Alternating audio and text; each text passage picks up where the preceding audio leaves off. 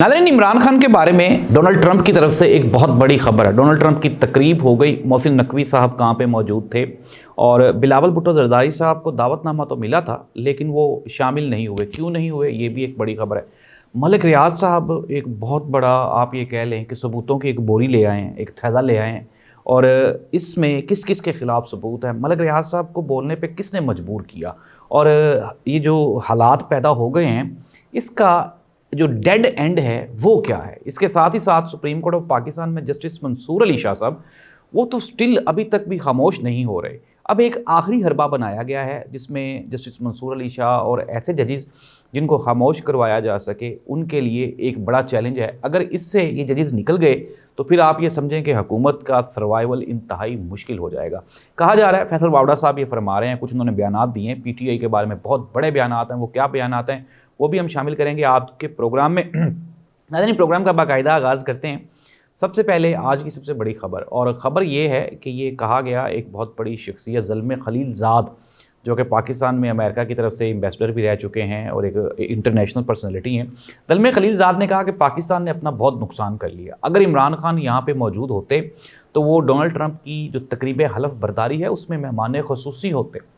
उन्होंने साथ ही साथ ये भी कहा कि भारतीय वज़ीर ख़ारजा जयशंकर वहाँ हुकूमत को प्रेजेंट करने के लिए गए और उनको अच्छा वहाँ पे प्रोटोकॉल भी मिला, लेकिन पाकिस्तान का जो है दूसरी जानिब हमारे जो वज़ीर दाखिला हैं मोहसिन नकवी साहब वो गए और मोहसिन नकवी साहब के बारे में वहाँ के एक लोकल सहाफ़ी ने ये रिपोर्ट किया। उन्होंने कहा कि मोहसिन नकवी साहब तीसरे कमरे में बैठे हुए थे जहाँ पर तकरीब हलफ बर्दारी को स्क्रीन पर दिखाया गया और फिर हमने देख भी लिया मोहसिन नकवी साहब। और मोहसिन नकवी साहब के बारे में हुसैन हक्कानी साहब ने ये कहा, उन्होंने कहा कि जी नकवी साहब को क्या ज़रूरत थी कि वो वज़ीर ख़ारजा बन के तो ट्रंप की तकरीब हलफ बर्दारी में चले गए। उनको चाहिए था कि वो पाकिस्तान के मामलात को देखें, बाहर तो उनको जाने नहीं चाहिए था। और अभी तक उनकी किसी भी इंटरनेशनल पर्सनैलिटी के साथ कोई गुफ्त शनीद नहीं हुई, उनकी PR नहीं है, तो वो बाहर क्यों गए।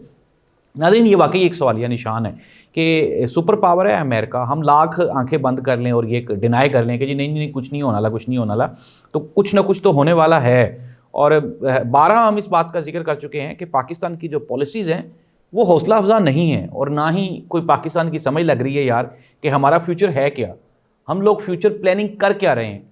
क्या हमने IMF को फोकस करना है, हमने अपनी जो इकोनॉमी है उसके मसाइल को हल करने के लिए चाइना की तरफ देखना है, अमेरिका की तरफ देखना है। हम तो फ़िलहाल किसी की तरफ भी नहीं देख रहे सिवाय अरब कंट्रीज़ के, और अरब कंट्रीज़ के ऊपर हमने फोकस किया हुआ है। और अगर हम बात कर लें अरब कंट्रीज़ की तो ये चीज़ तो अंडरस्टूड है, ये वेरी क्लियर है कि जो MBS है मोहम्मद बिन सलमान वो तो ट्रंप का बेस्ट फ्रेंड है। अब आप ये देखें कि ट्रंप ने आते ही इसराइल के बारे में जो सबसे बड़ी रिस्पॉन्सिबिलिटी दी है वो मोहम्मद बिन सलमान को दी और उन्होंने कहा है कि जी आप इनकी मसालियत करवाएं, इस इशू को सॉर्ट आउट करवाएं। इट मीन्स दैट कि दुनिया में तो नए ब्लॉक बनने जा रहे हैं, दुनिया आगे बढ़ने जा रही है इकोनॉमी में, और हम लोग क्या कर रहे हैं, हमने ये डिसाइड ही नहीं कर पाए कि डोनाल्ड ट्रंप की तकरीब हलफ बर्दारी में जाना किसको चाहिए था। अनडाउटेडली ज़ल्मे खलीलज़ाद की बात में वजन है। अगर हम इमरान खान को यूटिलाइज़ करते तो इमरान खान वाकई इस तकरीब का मेहमान ख़ुसूसी होता। यार मान लें आप इस बात को कि इमरान खान के बगैर ये मुल्क नहीं चल सकता। इमरान खान एक लाजमी और मलजूम अंसर है पाकिस्तान की पॉलिटिक्स का, और पाकिस्तान की, यार आप उसको इस्तेमाल करें, इस तरह से उसके साथ ज़्यादती ना करें। अब हम आ जाते हैं आज की सबसे बड़ी खबर, और ख़बर ये है कि मलिक रियाज साहब, नाज़रीन मैं थोड़ा सा आपको पहले बता दूं कि मलिक रियाज साहब के साथ हुआ क्या। 190 मिलियन पाउंड वाले केस में इमरान खान को सज़ा हो गई और ये खबरें हैं, कहा जा रहा था कि मलिक रियाज साहब से ये कहा गया कि आप इमरान खान के खिलाफ गवाही दें, लेकिन मलिक रियाज ने कहा जी अब मलिक रियाज को बच्चा तो नहीं है, ना ही वो कमज़ोर आदमी है, ये हम सब लोग जानते हैं, हमने इसके ऊपर एक प्रोग्राम भी किया बिलावल हाउस के किसने किसको बना के दिया।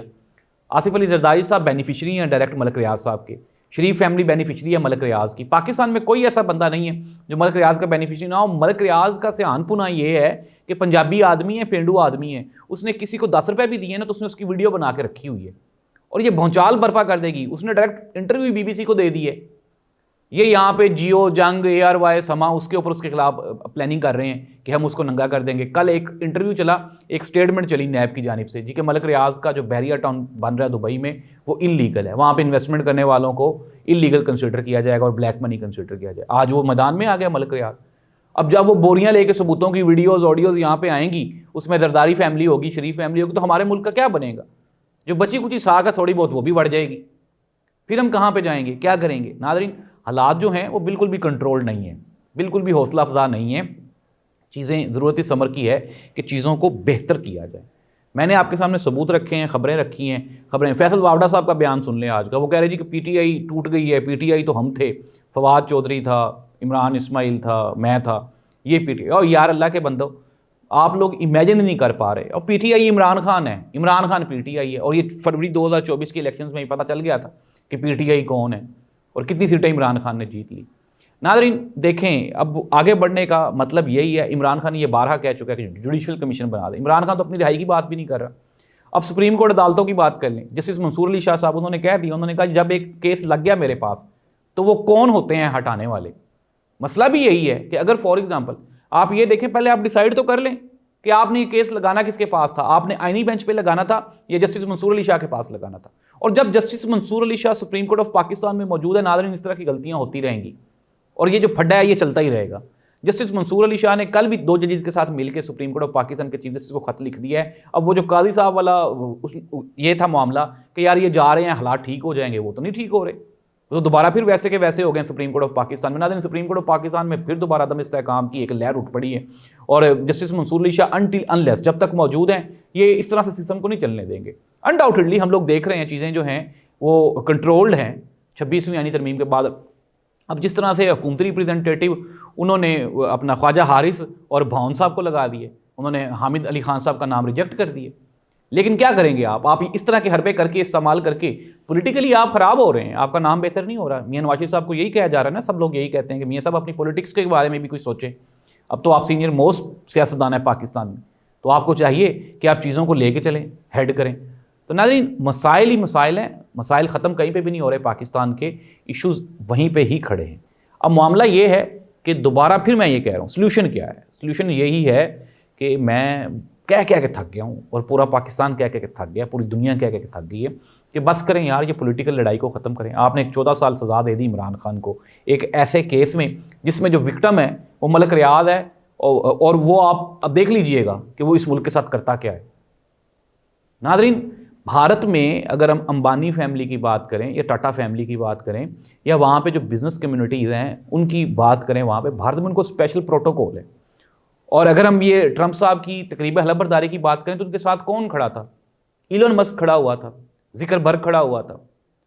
तो नाज़रीन ये वो लोग हैं जो मालदार हैं, जो बिजनेसमैन हैं और हमेशा इकॉनमी को इस तरह के लोग चलाते हैं। पाकिस्तान में 2-3 लोग हैं जो पाकिस्तान के काम आ सकते हैं। हमें पॉलिटिकली उनसे हट के तो इन लोगों को यूटिलाइज करना चाहिए। हमने तो मलिक रियाज साहब के साथ भी उल्टा एक महाज खोल ली है। वल्लाह आलम मुझे तो नहीं समझ लग रही कि इसको कैसे हैंडल किया जाएगा। एक बंदा जो कि दुबई में बैठा हुआ इंटरनेशनल उसके रिलेशंस हैं, उसके पास इंटरनेशनल लेवल के सोर्सेज हैं, हम क्या उससे लड़ेंगे? एक नया महाज खोल लेंगे? नाज़रीन इस तरह से मसाइल बढ़ेंगे, हमारे जो एक्चुअल इश्यूज़ हैं वो बेहतर नहीं हो रहे, ख़त्म नहीं हो रहे और प्रॉब्लम्स बढ़ती जाएंगी। लोग कह रहे हैं जी डेमोक्रेसी पाकिस्तान में प्रवेल कर रही है। कैसी डेमोक्रेसी है ये, जहाँ पे आपकी जो 70% पॉपुलेशन है वो ये कहती है कि जी मुझे तो अपना वोट का सही हक ही नहीं मिला। आपकी सुप्रीम कोर्ट ऑफ पाकिस्तान में जो आपके मेजॉरिटी ऑफ जजेस हैं वो कहते हैं जी यहाँ पे निज़ाम ठीक नहीं है। मीडिया पे आपके बैठे हुए सहाफ़ी कहते हैं यहाँ पे निज़ाम ठीक नहीं है। तो नाज़रीन ये कैसी डेमोक्रेसी है, कैसे हालात बेहतर है? मेरी समझ में तो नहीं आ रहा। चीज़ें जो हैं वो हुकूमत के बस में नहीं है, कंट्रोल नहीं है।